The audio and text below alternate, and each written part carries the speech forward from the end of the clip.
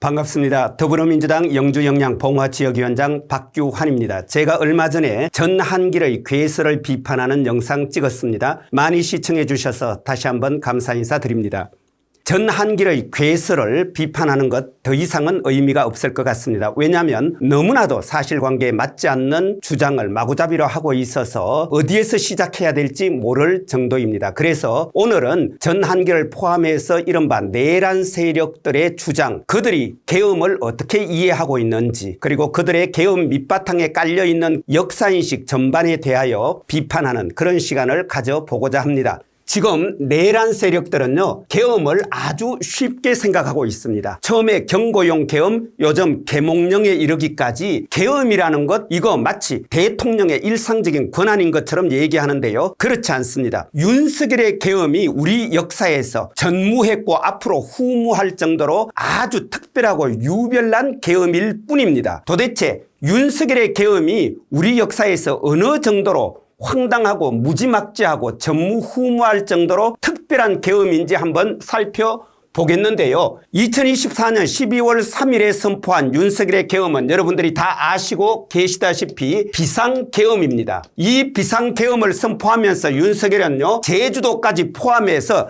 대한민국 전부가 계엄의 대상이 되었고요. 아울러 이 계엄을 선포할 때 포고령에 보면은 영장 없이 체포 구금이 가능하다라는 내용까지 포함했습니다. 다시 말하면 국민의 기본권, 그것도 신체의 자유를 직접적으로 침해하는 이런 내용을 포함하는 비상계엄을 발령했던 것입니다. 그런데요, 이거 여러분 생각에 그냥 쉽게 발령할 수 있다고 보십니까? 이런 비상계엄은요, 대한민국 역사에서 정말이지 전무후무합니다. 아마도 우리는 계엄하면 딱 떠오르는 말, 이제는 모든 국민들이 다 거의 암기하다시피 하고 있을 텐데요. 헌법 제77조 전시, 사변 또는 이에 준하는 국가 비상사태, 이 말들은 이제는 다 기억하고 계실 겁니다. 전시라는 게 결국 전쟁을 치른다는 뜻이잖아요. 전쟁을 치르는 동안은 아마도 대한민국 전역을 대상으로 하는 비상계엄, 그리고 영장 없는 체포구금 가능한 그런 비상계엄이 선포될 수밖에 없다, 선포되어야 한다, 이렇게 생각하는 분 계실지 모르겠지만 천만의 말씀입니다. 우리나라에서 전시였던 적이 언제 있습니까? 1948년 대한민국 정부가 수립된 이래로 우리가 겪었던 전쟁은요, 1950년 6월 25일에 발발한 그 전면전, 곧 한국전쟁이죠. 그런데요, 1950년 6월 25일에 발발한 한국전쟁 시기에는 그럼 과연 윤석열이 선포한 이런 류의 비상계엄이 발령되었을까요? 아닙니다. 이승만조차도요, 비상계엄, 더구나 대한민국 전역을 대상으로 한 영장 없는 체포구금을 가능케 하는 이런 비상계엄을 함부로 발령하지는 못했습니다. 그러면 실제로 이승만은 언제 계엄을 발령했던가? 1950년 7월 8일 전남북을 제외한 대한민국 전역에 비상계엄을 발령했던 것입니다. 6월 25일에서 7월 8일 사이에는 한국에는 계엄이 발동되지 않았습니다. 그렇다면 영장 없이 체포구금, 이거는요, 1950년 7월 11일에 충청 남북도에 한해서 발령했습니다. 1950년 7월 8일에는요, 비록 비상계엄을 발령하긴 했지만 대한민국 전역이 아니라 전라남북도를 제외한 대한민국 땅에 비상계엄을 발령했고, 체포구금령은 별도로 발령하지 않았습니다. 체포구금에 대한 조치는 7월 11일에 그것도 어디에? 충청남북도에 한정해서 발령했던 것이고요. 이런 것들이 전부 다 7월 21일에 갔어야 대한민국 전역으로 확대되었던 것입니다. 그래서 대한민국 전역에 비상계엄이 선포되고, 그리고 영장 없는 체포구금이 가능하게 된 것은 한국전쟁으로부터 한 달이 지난 7월 21일에 갔어야 이루어졌다는 것. 비상계엄이 그럼 언제 해제가 되었느냐? 1950년 10월 10일에요. 제주도는 비상계엄에 해제가 됩니다. 왜냐하면 제주도의 어민들이 비상계엄이 선포되어 있으니까 업 활동하기가 너무 힘들다고 탄원을 해서 제주도는 비상계엄을 해제했던 것이고요. 11월 10일에 가서는 대한민국 전역에서 비상계엄을 해제합니다. 그러니까 결국 비상계엄은 7월 21일부터 10월 10일 상간에만 대한민국 전역을 대상으로 한 비상계엄이 이루어졌던 것이고요. 제주도가 제외됐다가 아예 11월 달 한국 전쟁이 한참 벌어지고 있는 개전 초기나 다름없습니다. 물론 9월 28일에 서울을 재탈환했습니다. 그렇긴 하지만 아직 개전 초기나 다름없는 이 시기에 비상계엄이 해제되었던 것입니다. 그리고 경비계엄으로 전환되었던 것이고요. 실제로 1951년에 모두 7번 동안 이 지역은 계엄 대상으로 넣었다가 뺐다가를 반복하고 52년부터 정전협정이 이르기까지 10번 계엄이 해제됐다 발령되었다 지역을 넣었다 뺐다를 반복합니다. 결국 이승만조차도 한국전쟁이라는 그 엄혹한 전시기간조차도요 대한민국 전역을 대상으로 해서 영장 없이 체포구금 가능한 이런 류의 비상계엄을 함부로 선포하지 못했다는 사실입니다. 그럼 이승만조차도 왜 이렇게 계엄을 함부로 선포하지 못했던가? 계엄이라는 것은요 군대가 동원되는 것입니다. 병력으로서 질서를 유지하고 군대가 행정 및 사법의 기능을 모두 다 전담해서 수행하는 것, 그것이 계엄인데요. 군대는요 아시다시피 교전권을 행사하는 집단입니다. 근대 국가의 특징은요 국가가 폭력을 독점한다는 것이죠. 이때 폭력이라고 얘기할 때는 통상 경찰권, 처벌권, 교전권을 말합니다. 그런데 일상시 평상시에는 국가는 경찰권과 처벌권을 통해서 질서를 유지합니다. 교전권은 전쟁 시에 행사합니다. 전쟁 시에 행사한다는 것은요 이거는 적국을 대상으로 한다는 것이고요. 교전권의 범위는 어디까지입니까?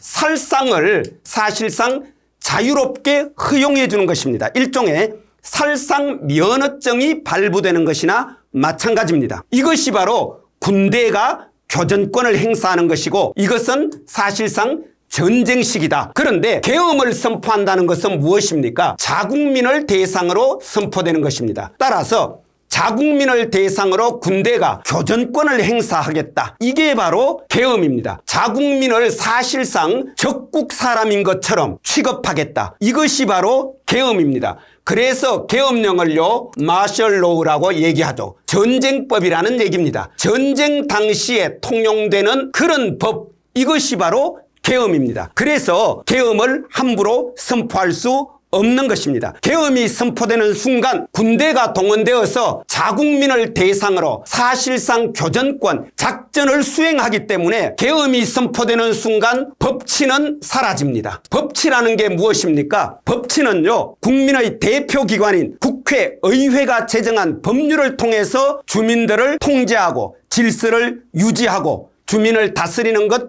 그것이 바로 법치죠. 계엄이 선포되는 순간 무엇이 주어집니까? 포고령입니다. 이 포고령은 국회의 의사, 주민의 의사와는 하등 상관없습니다. 오로지 1인 대통령 그리고 계엄사령관, 그 사람의 포고령이 주민들을 통치합니다. 그래서 계엄이 선포되는 순간 법치주의는 사라집니다. 아울러서 법치의 기반은 무엇입니까? 민주죠. 민에 의해 다스리는 것, 그 민의 의지가 결집된 법을 통해 다스리는 것, 이 모든 것이 계엄령이 선포되는 순간 사라지는 것입니다. 그래서 계엄은요 법치주의, 민주주의와는 양립할 수 없습니다. 이승만조차도 공식적으로는 함부로 계엄을, 그것도 비상계엄을 들먹이지 못했던 것입니다. 미국에서 공부하면서 자칭 민주주의자였던 이승만은 그가 비록 아무리 많은 양민을 학살하고 민간인을 학살했을지언정 함부로 계엄령을, 그것도 전국을 대상으로 체포 구금에 관한 특별 조치까지 포함하는 그런 비상계엄을 선포하지 못했던 것. 계엄은 바로 이처럼 법치와 민주주의와는 양립할 수 없는 것이기 때문에 그러했던 것이고요. 민주주의를 추구하고 민주주의를 지향하는 민주당의 머릿속에는, 아울러 민주주의자이고 법치주의자인 이재명의 머릿속에는 계엄이 들었을 자리는 없습니다. 계엄이라는 것, 이처럼 함부로 계몽용어로 혹은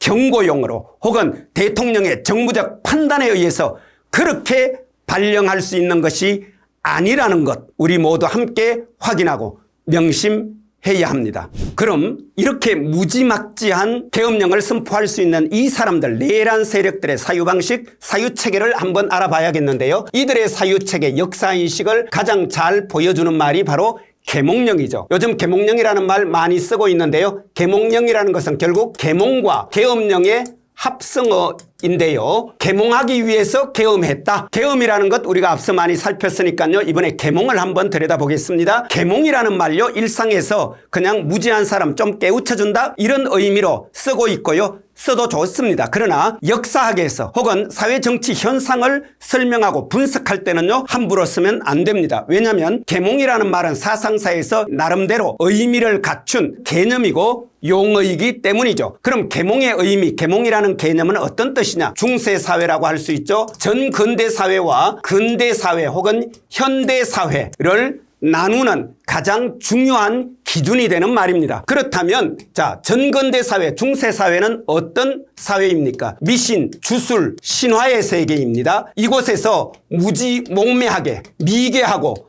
야만적으로 살아가는 사람들, 여기에 이성의 빛을 확 비춰준다. 그래서 이 사람들을 이제 깨우친다. 어두움을 깨우치는 것, 어두움을 밝히는 것이 계몽이고 영어로도 마찬가지죠. 빛을 비춰주는 것, 이것이 바로 계몽입니다. 그래서 계몽이라는 것은 무지몽매한 그리고 미신주술 신화의 세계에 갇혀 살아가고 있는 미개하고 야만적으로 살아가는 중세에 이성의 빛을 확 비춰줬다 이런 의미죠. 그래서 이제 근대사회는 마침내 주체적 개인이 등장한다. 주체적 개인이란 건 결국 무엇입니까? 이성적 사유를 통해서 스스로 분별하고 판단하고 선택하고 결정할 수 있는 능동적인 개인이 되었다. 이게 바로 계몽의 사고방식이고 계몽이라는 말이 갖는 의미가 되겠죠. 그래서 이제 근대인들은요.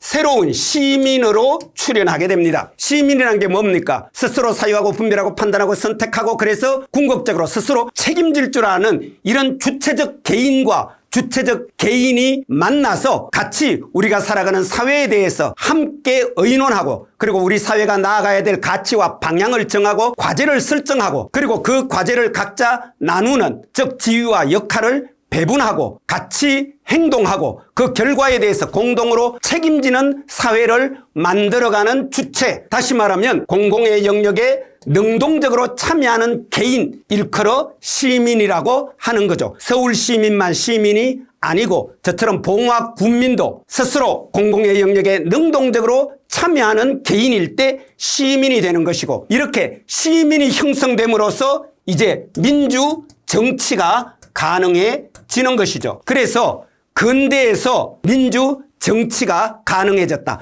그 과정에서 계몽은 혁혁한 공로를 세웠습니다. 미신주술 신화의 세계에 갇혀있던 그들이 갖고 있던 낡은 의식들, 세계관 이것을 혁파해 주었던 것이죠. 대표적으로 뭡니까? 중세사회를 떠봤던 것이 바로 신분제죠. 근데 신분제는요 제도이기도 하지만 동시에 의식이기도 합니다. 어떤 의식입니까? 내 몸에는 천민의 피가 흐르고 있습니다. 제 같은 천민이 어찌 감히 임금님을 거역할 수 있겠습니까? 이런 낡은 사고방식이 존재하는 한 우리는 근대적 개인, 주체적 개인, 시민사회, 민주주의 불가능합니다. 그 의식을 깨우쳐준 것, 그것이 바로 너는 스스로 사유하고 분별하고 판단하고 선택하고 결정할 수 있는 능동적 개인이다. 주체적 개인이다. 이런 자각을 불러일으킨 것, 이 점에서 분명히 계몽은 의미 있었다. 계몽은 역사적으로 훌륭한 역할을 수행했습니다. 계몽 운동을 그래서 근대인들은 펼쳤던 것이고요. 그런데 계몽은 딱 거기서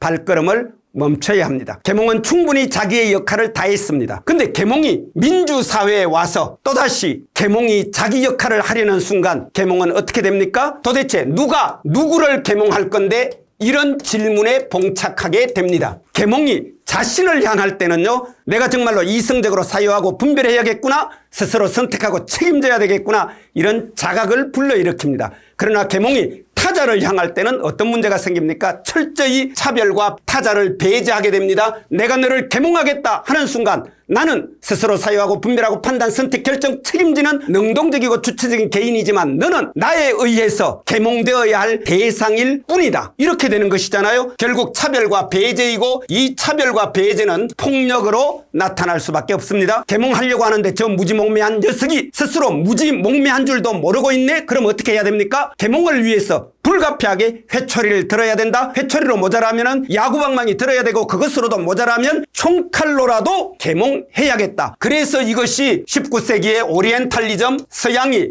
동양을 어떻게 합니까? 무지몽매 미신주술 신화의 세계에 갇혀있는 동양을 백인이 서양이 계몽해야 되겠다. 그리고 이것은 또한 제국주의, 식민주의로 나타나게 되는 것이죠. 저 무지몽매한 조선 사람들, 저 조선 사람들을 우리가 가서 회초리 들고 아니 총칼 들고서라도 계몽해야 되겠다. 그것이 바로 일제의 침략 논리였던 것이죠. 그래서 민주주의를 기반으로 하는 사회에서 계몽은 설 자리가 없습니다. 계몽이 이야기되는 순간 그것은 철저히 폭력으로 나타날 수밖에 없고 차별과 배제로 나타난다. 그런데 윤석열은 계몽을 이야기합니다. 계몽하기 위해서는 총칼이 필요했다. 이런 논리죠. 그런 점에서 보면 윤석열의 계몽령은 맞습니다. 윤석열의 사유방식은 계몽에 머물러 있는 겁니다. 즉 전 근대 사회에서 근대로의 이행기, 그걸 우리는 서양에서 절대왕정이라고 얘기하죠. 결국 절대왕정의 단계에서 윤석열은 본인이 절대 군주인 겁니다. 우리는 처음에 윤석열이 국회에 갔는데 박수 안 쳐준다? 저게 무슨 초딩도 아니고 그래 박수 안 쳐줘서 삐졌냐? 이렇게 얘기했지만요. 윤석열의 머릿속에서는 그것은 지극히 자연스럽고 당연합니다. 왜? 절대 군주가 납치였는데 박수를 치지 않고 오히려 고함을 지르고 폐악질을 한다? 윤석열의 머리로는 일단 이해가 안 됩니다. 따라서 용납할 수도 없습니다. 그래서 그들을 이제는 말을 안 들으니 야구방망이 준비해놓고 총칼 들고 나오는 것이죠. 그런 점에서 보면 이번에 윤석열이 선포한 저 계엄령, 저 무지막지한 계엄령은요, 계몽령이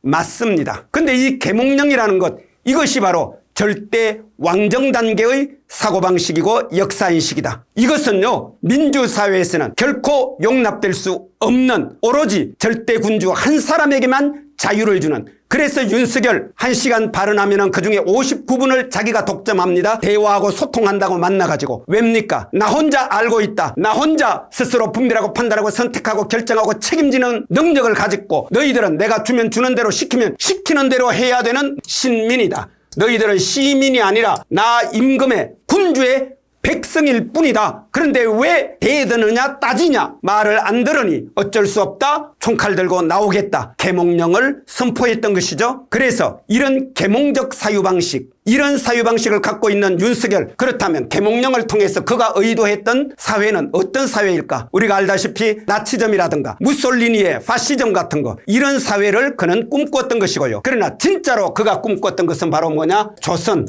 어느 시기 조선일까요? 천황과 총독이 다스리던 그 조선, 그 중에서도요 1910년에서 1919년까지의 그 무단 통치 시기, 조선이야말로 계몽령이 펼쳐졌던 것이죠. 그 시기에 무지몽매 미신주술 신화의 세계에서 미개하게 살아가고 있는 저 조선진 계몽시키기 위해서 일본이 군대를 갖고 들어와서 통치했고요. 그래서 조선을 근대화시켰다. 그게 바로 1919년까지 일제강점기 조선의 역사적 현상이었죠. 그 조선을 윤석열은 꿈꾸었다. 그래서 무슨 짓을 했습니까? 작년에 굳이 억지로 우리가 달려들어서 사도광선 세계문화유산에 등재시켜줬고요. 뿐만 아니라 한국학중앙연구원장, 그리고 국사편찬위원장, 그리고 심지어 독립기념관장 자리에까지도 어떤 사람을 심어두었습니까? 바로 이런 계몽적 사고에 투철한 사람들, 일제가 조선인들을 계몽시켜서 마침내 살기 좋은 나라, 깔끔한 나라, 깨끗한 나라, 근대적인 정치, 경제, 사회, 문화 체계를 갖춘 그런 나라로 바꾸어 주었다. 이게 바로 식민지 근대화론이잖아요. 이렇게 식민지 근대화론에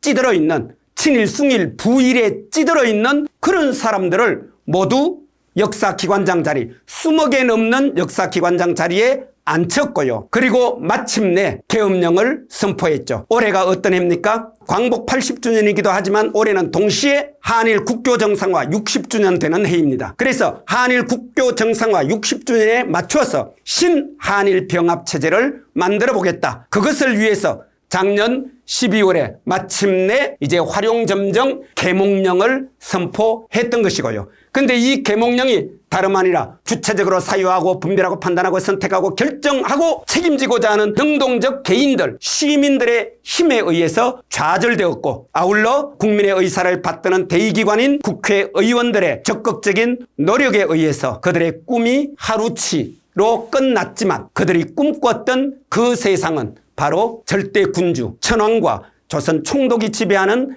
그런 류의 사회를 꿈꿨던 것이고요. 어떻게 이런 생각하는 사람들에게 우리가 단 1분이라도 우리의 미래, 우리 아이들의 미래를 맡겨놓을 수 있겠느냐. 그래서 우리가 이들과 싸우는 것은요, 단순히 계엄령을 해제한다, 계엄을 반대한다, 이런 수준을 넘어서서 사실은 일종의 역사 전쟁, 역사 투쟁이기도 합니다. 계몽의 사고방식에 젖어 있는 그들에 맞서서 민주주의를, 그리고 민주 헌법에 기반한 헌정 질서를 지켜내기 위한 역사 투쟁, 역사 전쟁이기도 하다. 그래서 오늘 우리의 싸움이 더욱더 필요할 뿐만 아니라 의미 있다는 것, 이것을 여러분과 함께 공유하고 싶습니다.